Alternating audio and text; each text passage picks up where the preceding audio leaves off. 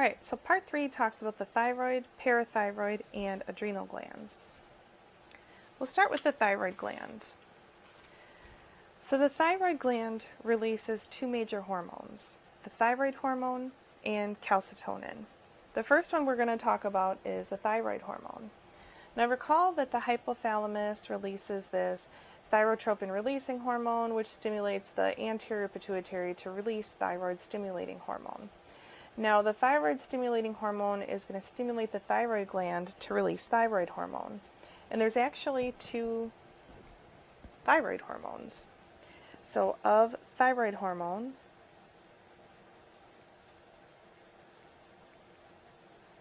or TH, we have triiodothyronine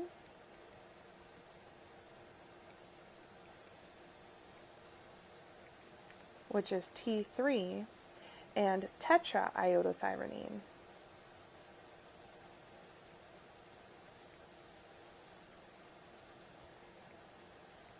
or T4. T3 has 3 iodine molecules incorporated into it, and T4 has tetra for 4 iodine molecules incorporated into it. So iodine is required in the diet in order to produce thyroid hormone. This is why if you've ever been to the grocery store, you see our salt that we buy is iodized salt. It's important that you purchase that iodized salt so that you can get the iodine that you need from your diet. If you're specifically seeking out other types of salts and you're not consuming any iodized salt, you're probably not meeting your daily requirements for iodine. So iodine is incorporated into these two kind of subsets of the thyroid hormone. T4 is produced in higher quantities.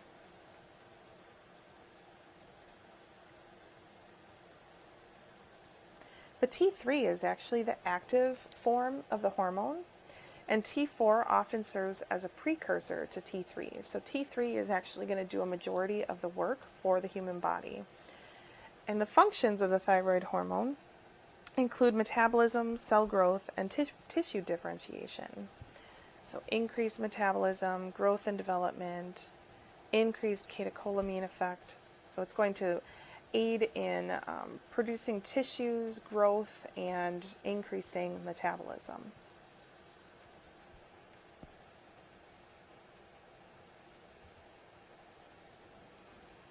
Congenital hypothyroidism is known as cretinism, and cretinism is due to hyposecretion of thyroid hormone early in development, usually caused by not consuming enough iodine in the diet as a pregnant woman. So if you are pregnant and your baby is growing inside of you and you are iodine deficient, your baby is going to be iodine deficient, and then that causes cretinism. So symptoms include dwarfism, mental retardation, facial puffiness, lack of muscle coordination. It is treated with iodine, but the symptoms are irreversible, so taking iodine during pregnancy is necessary. Then hypothyroidism later on in life is called myxedema. So it's hyposecretion of the thyroid hormone during adulthood. Symptoms include edema of the face and extremities, coma, and eventually death. Since you need the thyroid hormone to regulate your metabolism, if you're not able to regulate your metabolism, then you will die. You won't be able to produce energy and so forth. The treatment, you want to treat the underlying cause of myxedema to prevent progression of the disease. So find out why thyroid hormone is not being secreted enough. So this is where they'll do all of the thyroid hormone studies. They'll run the blood work to see what components of the thyroid hormone are present or not.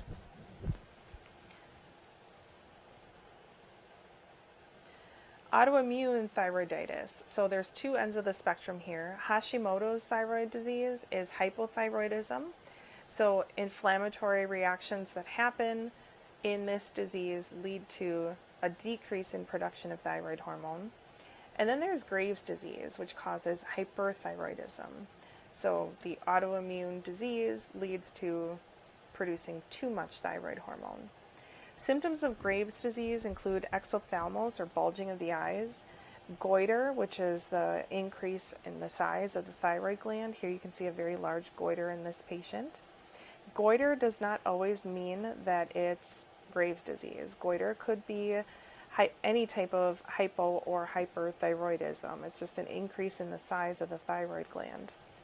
But back to Graves' disease, we have increased heartbeat and irritability. So of autoimmune diseases, usually they're inherited. So you inherit these kind of hyperactive T cells and B cells that cause inflammatory reactions and processes to happen to damage cell tissues. And having that trait is a heritable trait. So usually these autoimmune type diseases run in families. This doesn't mean that if your mom has Graves' disease, you are likely to have Graves' disease. It's if your mom has any autoimmune disease, you are more likely to develop an autoimmune disease. In my family, we're full of autoimmune diseases. My aunt has multiple sclerosis. My other aunt has Crohn's disease. My other aunt has Graves' disease, and she was recently diagnosed with this. But in hearing all of her symptoms, it's like textbook Graves' disease. And then my mom has this severe atopic dermatitis or severe autoimmune eczema. My grandpa, who passed away, he had diabetes mellitus type 1, the autoimmune version of diabetes. So, I'm just waiting to see which one I end up with. But these, tend to run in families. So Graves' disease, again, that's hyperthyroidism, while Hashimoto's disease is hypothyroidism. The other thing that can happen with the thyroid gland is you can get a thyroid tumor. Thyroid tumors and thyroid cancer is probably one of the best cancers that you can get if you have to get cancer. What they do for thyroid cancer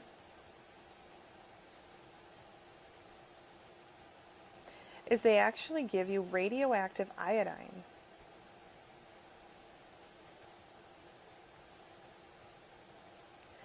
Now, if you recall, iodine is needed in order to produce the thyroid hormone.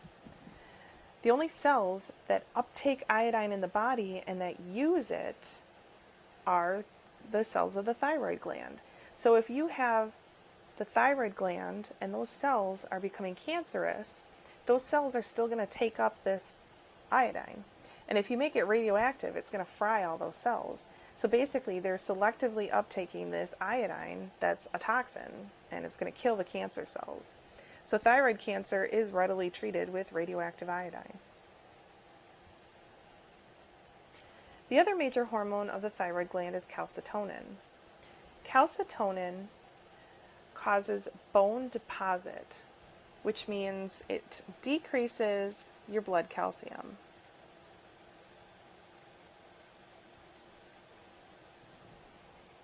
So if you just consume a whole bunch of calcium, and now you've got all this calcium floating around in the bloodstream, a lot of that you're going to end up peeing out, but instead of wasting it, we can store it in our bones for later use. Because we always need calcium for things in the body. It's not just to build strong bones. We need calcium for every muscle contraction, your heartbeat, breathing, everything that you do, any release of neurotransmitters, we need calcium for. So if we can store it in the bones, that's really beneficial to us. So if we have excess calcium floating around in the bloodstream, calcitonin is released, and what calcitonin does is it tells our intestines to stop bringing in more calcium. It tells the kidneys to pee out the extra calcium, and then it promotes the bone deposit of calcium. So it tells the bones, suck up all this calcium from the bloodstream.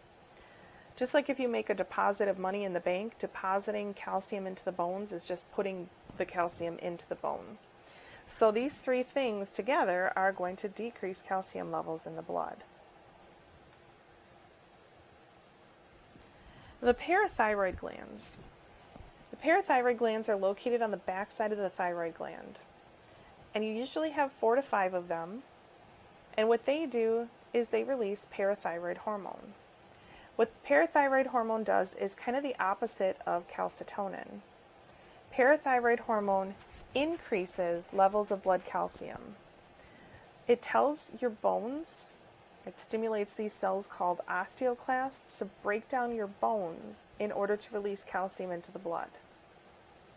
It also tells your kidneys to stop peeing out the calcium, and it tells your intestines to suck up more calcium into the body, to absorb more from the diet. So parathyroid hormone is going to increase levels of calcium in the blood. We're going to revisit the actions of calcitonin and parathyroid hormone later on in the semester when we talk about the skeletal system. So moving on to the adrenal glands. The adrenal glands are located on top of the kidneys. You have two adrenal glands because you have two kidneys. The adrenal gland itself consists of a cortex, which is an outer region, and a medulla, which is an inner region. And each portion produces different hormones. So we talk about them separately, as if they were two separate glands. So we'll start with the adrenal cortex. The first hormone of the adrenal cortex is cortisol. Cortisol, known as a glucocorticoid, mobilizes proteins for gluconeogenesis. Let's look at that term for a second. Gluconeogenesis. So we have gluconeogenesis. Genesis is the creation of. Neo is new, and glucose referring to glucose. That's literally what this term means. It's the creation of new glucose. Well, how do you just create glucose in the body? It's not like we're plants that go through photosynthesis. Well, inside of your body, certain amino acids, which are the building blocks of proteins, they can be converted into glucose precursors, and eventually through complex processes of gluconeogenesis can become glucose. So cortisol mobilizes proteins for gluconeogenesis. It tells you to produce more glucose. It aids in lipid catabolism. It's also a permissive type relationship in which it has to be present in order for epinephrine and norepinephrine to work. And we'll learn about the functions of those two hormones a little bit later, but those mediate your fight or flight responses. So in order for those to be functional, you need cortisol. Cortisol also has the anti-inflammatory responses. So if you've ever heard of its derivative cortisone, like cortisone injections decrease inflammation in particular parts of the body. And this mediates stress responses. So cortisol has a lot of functions. Addison's disease is hypocortisol. We learned about Cushing's disease, and Cushing's disease was more associated with hypersecretion of ACTH, which leads to hypersecretion of cortisol. Addison's disease is on the opposite end of the spectrum. So Addison's disease is hypocortisol. You don't produce enough cortisol.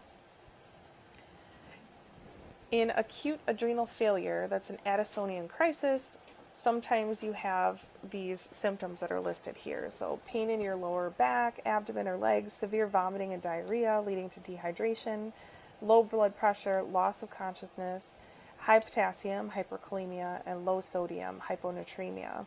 And the hyperkalemia increased in potassium has to do with the excessive vomiting and dehydration and so forth.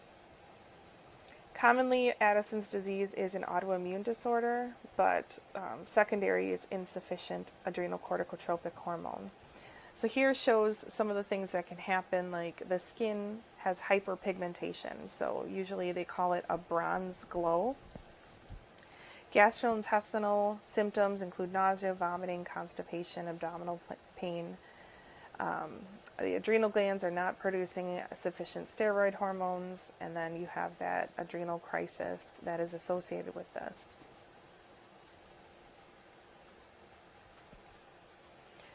The next hormone is aldosterone, and aldosterone is known as a mineral corticoid. What aldosterone does is it stimulates the kidneys to reabsorb more sodium. So you have these kidney tubules, you have this ball of capillaries here, you have this glomerulus, which is a catcher's mitt that kind of catches everything that leaks out of your bloodstream. Then you go through this proximal tubule, the descending limb of the loop of Henle, ascending limb of the loop of Henle, the distal tubule, and then eventually this collecting duct, which collects urine from all of these different nephron tubules and drains it into the renal pelvis to produce urine. Now, along this tubule system, we're going to reabsorb all sorts of different types of nutrients. But predominantly in this last part, the distal, and in the collecting duct, if we tell the kidneys to reabsorb more sodium, Na goes back into the bloodstream. Now, we can't just reabsorb sodium without water wanting to come with it. And water wants to come with it so that we have equal concentrations on both sides of the membrane. So even though aldosterone directly increases sodium reabsorption,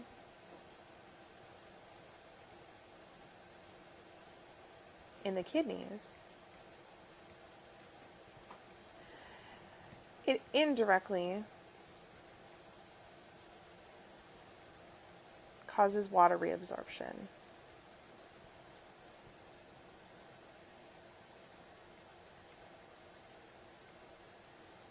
And all of this nephron tubule and kidney stuff we'll talk about in more detail once we get to the urinary system.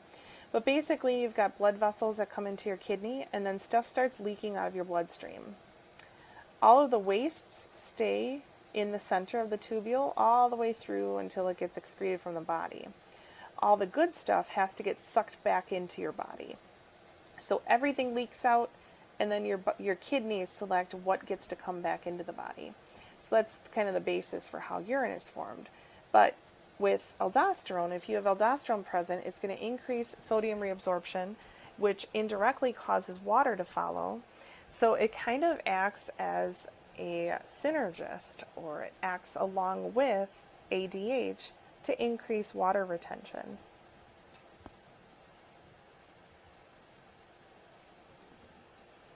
And then we have the androgens, called gonadocorticoids. So the androgens are going to contribute to the secondary sex characteristics.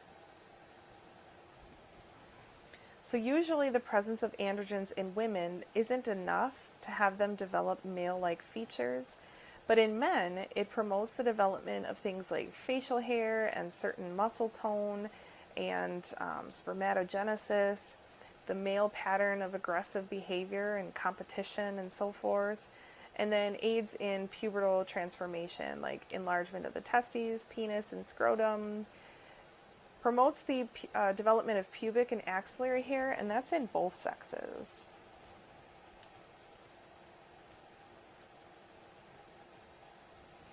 Bone growth, red blood cell mass increase, skeletal muscle mass increase. Increasing the size of your red blood cells allows you to transport more oxygen, and that oxygen is needed for energy production, which can happen a lot in skeletal muscles, that it increases skeletal muscle mass, and so forth. So what androgen does, and what kind of the takeaway from this is it promotes sexual differentiation and secondary sex characteristics, primarily for men.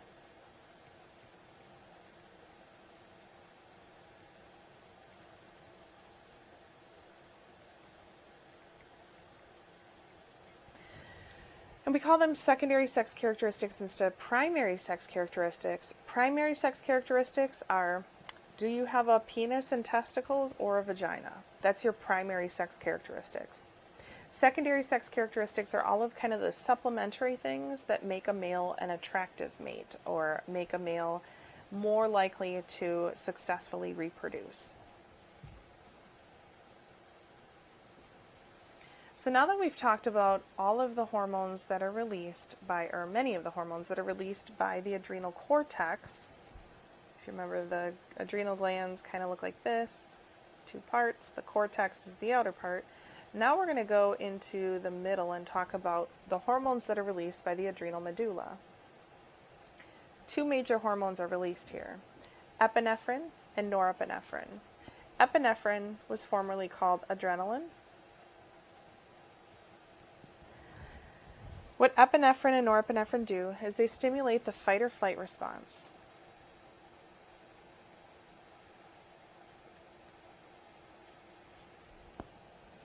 If there's danger in front of you and you have to make the decision whether you're going to fight or run away, either way, you're going to have to increase your energy production.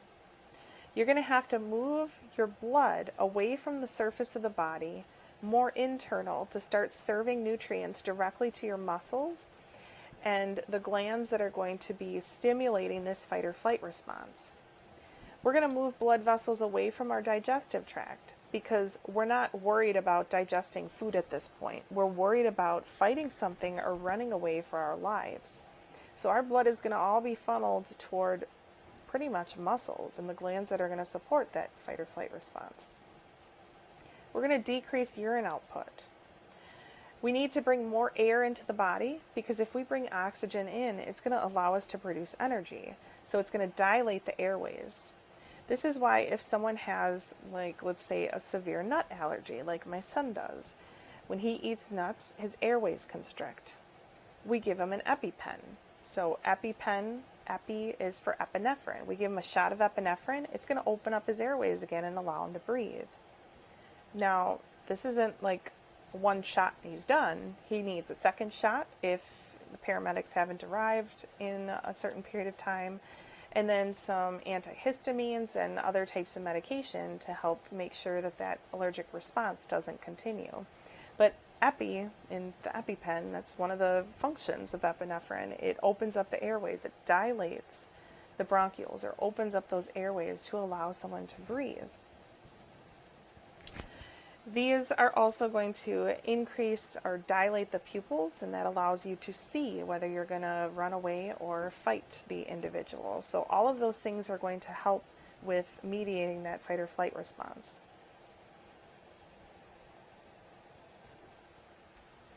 Norepinephrine actually has an inhibitory response in the heart muscle tissue, so it decreases the stimulation of the heart muscle tissue, but together, these hormones are going to do a similar function. They mediate the fight or flight response.